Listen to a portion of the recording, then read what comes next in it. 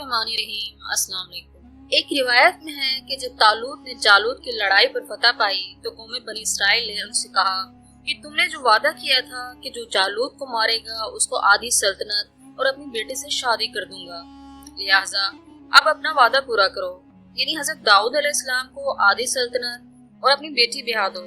ये सुनकर तालूत ने कहा कि मेरी बेटी बहुत खूबसूरत है और दाऊद का रंग जर्द है, इससे मैं अपनी बेटी की शादी नहीं करूंगा। और जब हजरत दाऊद को मालूम हुआ तो उन्होंने भी इनकार किया और ये कहने लगे कि अगर वो ऐसा कहता है तो मैं भी उसके यहाँ शादी नहीं करूंगा। एक रिवायत में है कि बिलाखिर तालूत ने अपने बेटे की शादी हजरत दाऊद से कर दी और अपनी आधी सल्तनत भी दे दी। और उसके बाद जब तालूत ने देखा कि लश्करी लोग हजरत दाऊद से बहुत मुवाफकत रखते हैं तो उसने अपने दिल में खौफ किया कि कभी ऐसा ना हो कि मेरी सब सल्तनत को छीन लिया जाए। ये ख्याल होते ही तालूत ने हजरत दाऊद को मार डालने का कसद किया और हजरत दाऊद अलैहिस्सलाम जो कि एक पहाड़ के किनारे जाकर और वहाँ एक मस्जिद बनाकर खुदा की इबादत में मशगूल हो गए। और तकरीबन उनके साथ 70 आदमी आबिद थे जो कि इबादत गुजार थे और हर वक्त इबादत में मसरूफ रहते थे।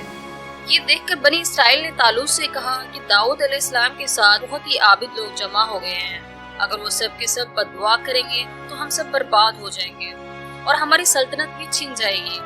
तालूत ने जब ये सुना तो बहुत बड़ा लश्कर अपने साथ लेकर दाऊद अलैहिस्सलाम को मारने को उस पहाड़ के नजदीक गया जहाँ उनकी इबादत गाह थी। रात के वक्त उनको जा घेरा और नंगी तलवार हाथ में लेकर चाहा कि मस्जिद के अंदर घुसकर तमाम आबदों समेत हजरत दाऊद अलैहिस्सलाम को मार डाले।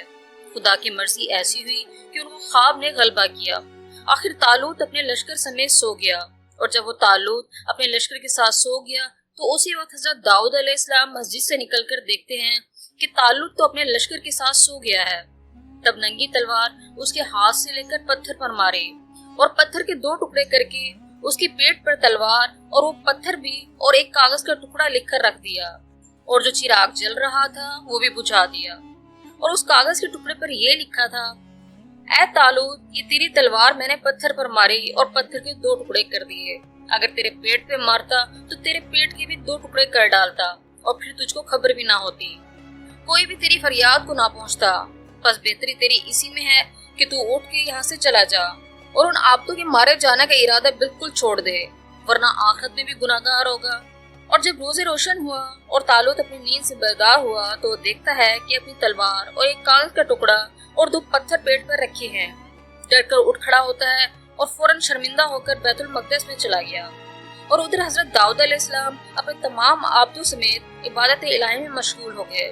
फिर कुछ रोज बाद तालूत ने जब हजरत दाऊद अलैहिस्सलाम के पीछे चंद सिपाही भेजे कि तुम जाकर दाऊद को उसके जमात समेत कत्ल कर दो, तब वो मरदूद हजरत दाऊद अलैहिस्सलाम और उनके साथी आबदों के मारने के लिए आ गए। इत्तफाकन उस रात को हजरत दाऊद अलैहिस्सलाम अपनी इबादत गाह से बाहर निकले थे और उनकी जमात के आबिद लोग मस्जिद के अंदर ही थे।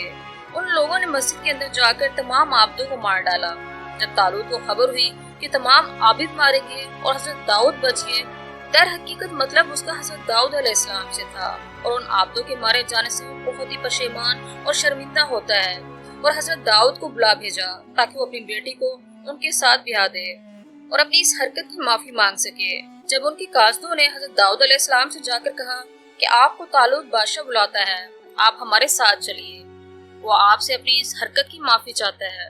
हजरत दाऊद अलैहिस्सलाम ने इस बात को सुनकर उनसे कहा कि तालूत ने गुनाह कबीरा किया है क्योंकि उसने बेगुनाह मुसलमान आबदों को मार डाला है और उसने तो मेरे भी मार डालने का कसद किया था।